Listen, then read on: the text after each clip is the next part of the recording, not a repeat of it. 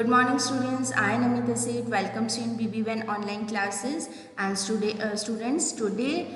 we'll study the next part of the chapter 3, that is two stories about flying.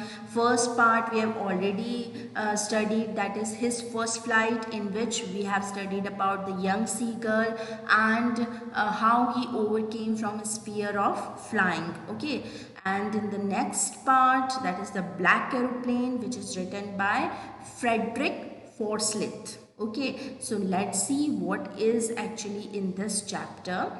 The moon was coming up in the east behind me, and stars were shining in the clear sky above me. So रात का scene है obviously, जो Frederick फॉर्सलेथ है उन्होंने night जो scene है उसे थोड़ा एक्सप्लेन किया है कि मून किस तरह से ईस्ट में ऊपर की तरफ आ रहा है उनके पीछे से, और जो स्टार्स हैं वो किस तरह से शाइन कर रहे हैं क्लियर स्काई में above him.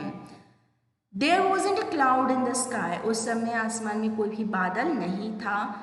I was happy to be alone high up above the sleeping countryside. और वो बड़ा खुश था कि वो किस तरह से बड़ा ऊंचा सा फ्लाई कर रहा हो. वैसे एरोप्लेन में है वो हमारा नरेटर जो है, और वो ऊपर एरोप्लेन में फ्लाई कर रहा है, और नीचे जो कंट्री साइड के लोग हैं वो क्या कर रहे हैं, स्लीप कर रहे हैं. ऑब्वियसली नाइट का सीन है तो कंट्री साइड के लोग नीचे सो रहे हैं, और वो किस तरह ऊपर आसमान में उड़ रहा है. And he was feeling very happy, very glad. I was flying my old Dakota aeroplane over France back to England. So वो एक्चुअली क्या कर रहा है, अपना पुराना सा डेकोटा एरोप्लेन है वो उड़ा रहा है, और वो कहाँ पर है अभी, फ्रांस पे है. और जा कहाँ रहा है वो फ्रांस से इंग्लैंड की तरफ जा रहा है. I was dreaming of my holiday and looking forward to being with my family. So वो किसके सपने देख रहा है, हॉलीडे के सपने देख रहा है, और ये सपने देख रहा है कि वो किस तरह से अपनी टू बीइंग विद मतलब क्या होता है, अकम्पनी, साथ में होना, टुगेदर. तो वो अपनी फैमिली के साथ होगा. मतलब अब वो इंग्लैंड जा रहा है तो इंग्लैंड में क्या है, उसकी फैमिली रहती है, तो उसे लगता है कि वो मतलब उनके साथ अपना वक्त बिताएगा. I looked at my watch 1:30 in the morning. So जैसे उसने अपनी घड़ी की तरफ देखा उस समय सुबह के 1:30 हो रहे थे. I should call Paris control soon, I thought. फिर उसने सोचा कि मुझे पेरिस कंट्रोल रूम में एक बार कॉल कर लेना चाहिए, क्योंकि ऑब्वियसली वो फ्रांस के ऊपर है, तो फ्रांस पे कौन कंट्रोल करेगा, वहाँ पे एरोप्लेन की जितनी भी जो गाइडलाइंस हैं या जो भी वो नेविगेशन ये प्रोसेस होती है ना, फ्लाइंग प्रोसेस में वो बताते हैं कि किस डायरेक्शन में वो जा रहे हैं, कोई क्लाउड्स हैं या नहीं है, फॉग है या नहीं है. तो जो सारी वेदर कंडीशंस और कहाँ से उसे पता चलेगा, पेरिस कंट्रोल रूम से पता चलेगा. ठीक है. As I looked down past the nose of the aeroplane, I saw the lights of a big city in front of me. तो जैसे ही मैंने अपनी एरोप्लेन के पीछे की तरफ देखा तो मैंने देखा कि लाइट्स, बिग जो बड़ी सिटी है उस मतलब सामने की तरफ उसकी लाइट ही लाइट मुझे दिख रही थी, यानी बड़ी सी एक सिटी आ गई थी और वहाँ बहुत सारी रोशनी थी. I switched on the radio and said, फिर उसने रेडियो ऑन करा और बोला, Paris control Dakota DS088 here, can you hear me, I am on my way to England, over. अब उसने वहाँ पे मैसेज छोड़ा पेरिस कंट्रोल रूम में कि मैं डेकोटा DS088 बोल रहा हूँ और क्या आप मुझे सुन सकते हैं, और मैं इंग्लैंड की तरफ जा रहा हूँ. The voice from the radio answered me immediately, और एकदम से वेरी सून उसका आंसर आया, DS088 I can hear you, you ought to turn 12 degree west now, DS088 over.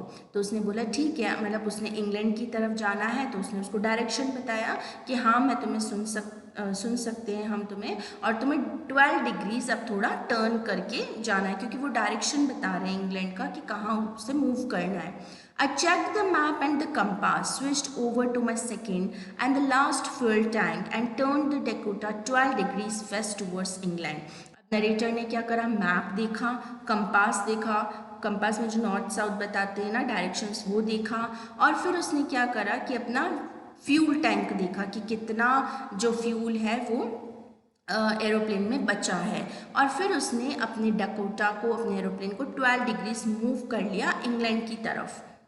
I will be in time for breakfast. अभी उस समय 1:30 था, तो उसने बोला कि मैं सुबह ब्रेकफास्ट के टाइम तक तो मेरे घर पहुंच जाऊंगा, इंग्लैंड पहुंच जाऊंगा। A good big English breakfast, उसने कहा एक बड़ा सा अच्छा सा इंग्लिश ब्रेकफास्ट करूंगा। एवरीथिंग वॉज गोइंग वेल, सब कुछ बहुत सही चल रहा था। It was an easy flight, वो काफ़ी आसान फ्लाइट थी। Paris was about 150 kilometres behind me, और पेरिस 150 किलोमीटर पीछे छूट चुका था। When I saw the clouds, और एकदम से फिर क्या हुआ कि जब उसने आगे बादल देखे, पेरिस उसके 150 किलोमीटर पीछे छूट चुका था। जब वो चला था वहाँ से, तब उसको कोई क्लाउड नहीं दिख रहा था, अब उसे क्लाउड्स दिखने स्टार्ट हुए। स्टॉर्म क्लाउड्स, और वो कौन से थे? तूफानी बादल थे, स्टॉर्म क्लाउड्स थे वो। दे वर ह्यूज, यानी बहुत बड़े बड़े थे। They looked like black mountain standing in front of me across the sky. ऐसे लग रहा था जैसे काले बड़े माउंटेन्स जो हैं उसके आगे की तरफ खड़े हैं। I knew I could not fly up and over them, उसे पता था कि मैं इनके ऊपर से नहीं निकल सकता हूँ। And I did not have enough fuel to fly around them to north और south.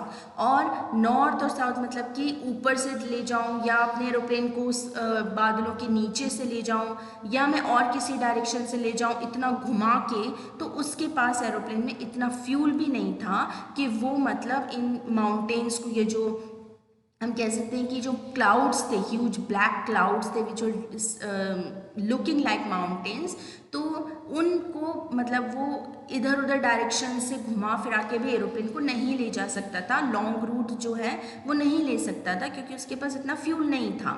I ought to go back to Paris, अब वो चाहता था कि वापस मतलब इतने माउंटेन्स को जो मतलब सॉरी जो क्लाउड्स हैं उनको फेस करने से बेटर है वापस पेरिस चला जाऊँ। 150 किलोमीटर्स है पेरिस भी पीछे। I thought but I wanted to go home, लेकिन अब तो उसे घर जाना था। आई वॉन्टेड दैट ब्रेकफास्ट, और उसे वो ब्रेकफास्ट करना था अपनी फैमिली के साथ। I will take the risk, उसने डिसाइड किया कि वो रिस्क लेगा। I thought and flew that old Dakota straight into the storm, उसने वो जो डकोटा था उसका एरोप्लेन वो बिल्कुल सीधे उन स्टॉर्मी क्लाउड्स के अंदर वो ले गया। Inside the clouds everything was suddenly black, जैसे ही वो क्लाउड्स के अंदर एंटर हुआ उसे सब तरफ ब्लैक ही नजर आ रहा था।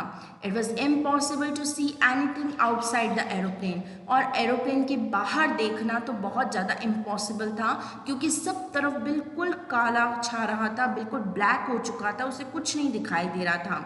The old aeroplane jumped and twisted in the air, अब उसे कुछ दिखाई नहीं दे रहा, तो actually he was not able to control the aeroplane and the plane it started jumping and twisting in the air, यानी ऊपर नीचे हो रहा है, टेढ़ा मेढ़ा हो रहा है, कंट्रोल से बाहर जा रहा है। I looked at the compass, उसने कंपास की तरफ देखा। I could not believe my eyes. The compass was turning round and round and round. और जब उसने कंपास की तरफ देखा, डायरेक्शन देखने की कोशिश करी, तो उसे बिलीव नहीं हुआ। कंपास है वो क्या कर रहा है, सिर्फ राउंड राउंड घूम रहा है ना, यानी कि उसकी जो निडल्स हैं कंपास की वो बिल्कुल फ्री हो चुकी हैं। इट वॉज डेड, यानी अब कंपास कोई भी डायरेक्शन शो नहीं कर रहा है। इट वुड नॉट वर्क, यानी वो बिल्कुल काम नहीं कर रहा।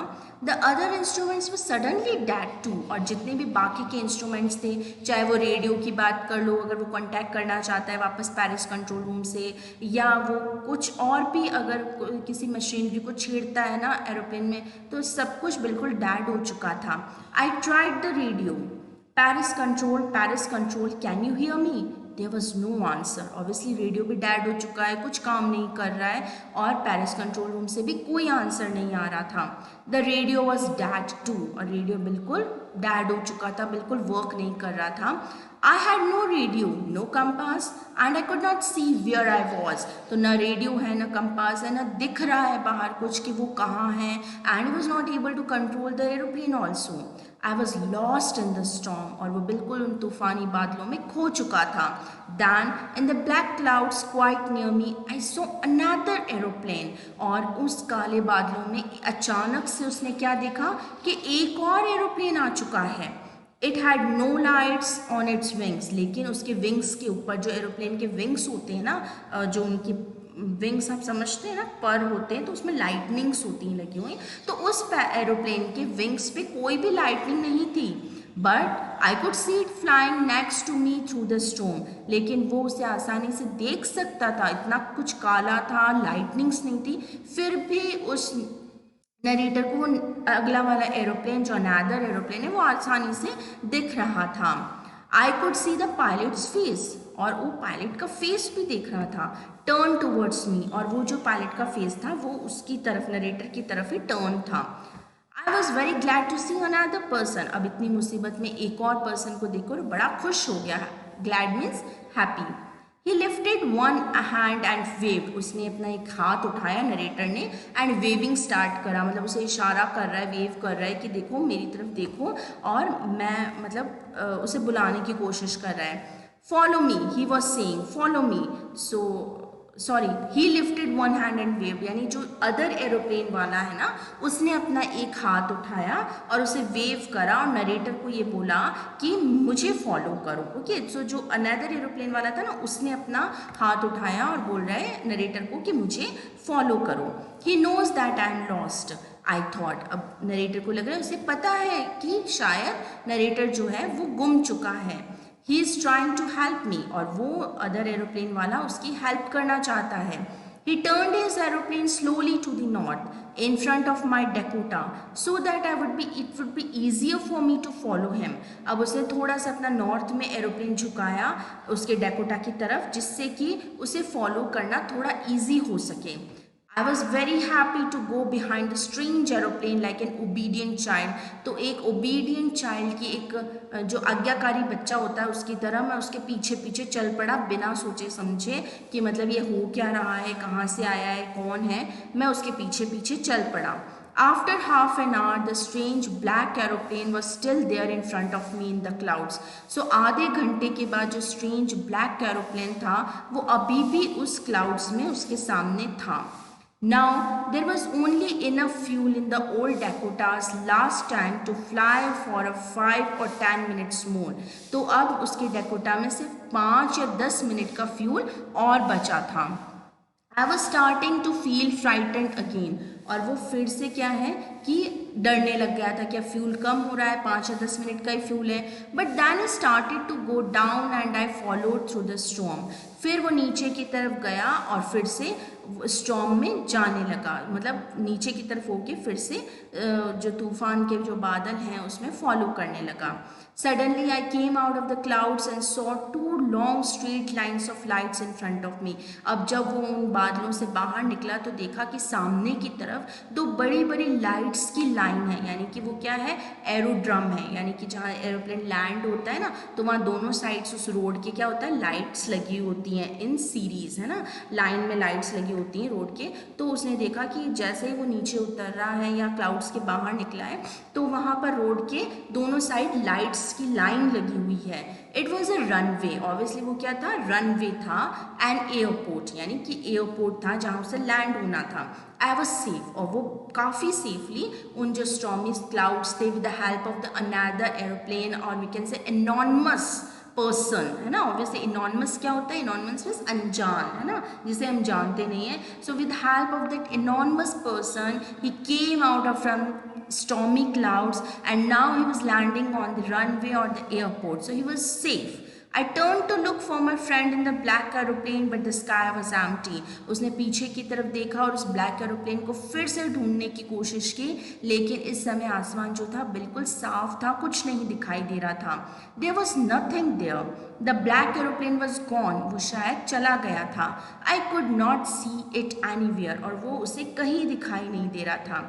I landed and was not sorry to walk away from the old Dakota near the control tower. So actually वो उसने लैंड किया और वो चल के कहाँ गया, कंट्रोल टावर की तरफ गया। अब ये क्वेश्चन आता है एक्चुअली कि ऐसा क्यों लिखा है कि he was not sorry to walk away from the old Dakota near the control tower. So why was not sorry to walk away, ऐसा क्यों लिखा गया इस लाइन में, इस स्टेटमेंट का क्या मतलब है। नॉर्मली आपने देखा होगा कि जब भी क्या होता है कि रनवे पे या एयरपोर्ट्स पे एरोप्लेन लैंड करता है तो the pilot normally doesn't walk to the control room, मतलब कि कोई ना कोई मतलब ऐसे 4 व्हीलर्स या 2 व्हीलर्स पायलट को, क्योंकि रनवे बहुत बड़ा होता है, it's not at all easy कि आप इतना ज़्यादा किलोमीटर्स चल के और फिर कंट्रोल रूम में जाएं, तो वो किसी व्हीकल की हेल्प लेते हैं जिससे कि वो मतलब वहाँ तक पहुँच पाए कंट्रोल रूम तक, ठीक है। तो रोड मतलब वे जो है वो उनका पार कर सके, ठीक है।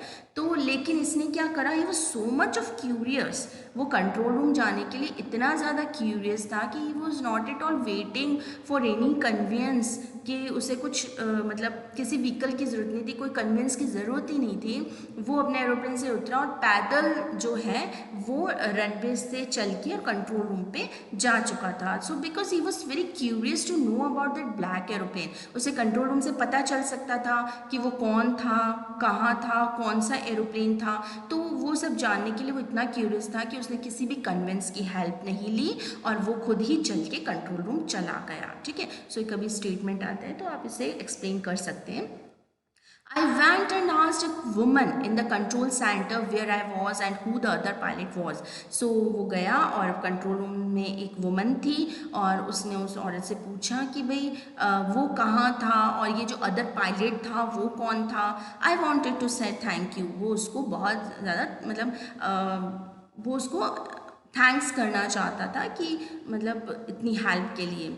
She looked at me very strangely, अब वो जो वुमन है कंट्रोल रूम में उसको बड़ा स्ट्रेंजली, बड़ा पिक्यूलियर देख रही है, बड़ा विचित्र रूप से कि मतलब क्या बात कर रहे हो, तुम्हारे अलावा तो कोई था ही नहीं वहाँ पे। एंड देन लाफ्ड, और फिर हंसने लगी।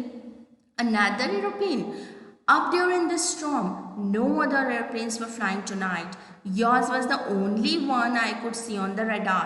तो उसने कहा अनदर एरोप्लेन हो ही नहीं सकता, इस स्टॉर्म में, इस तूफान में और कोई एरोप्लेन स्काई में नहीं था, सिर्फ तुम्हारा ही था और मैं रडार पे और कोई एरोप्लेन नहीं देख पा रही थी।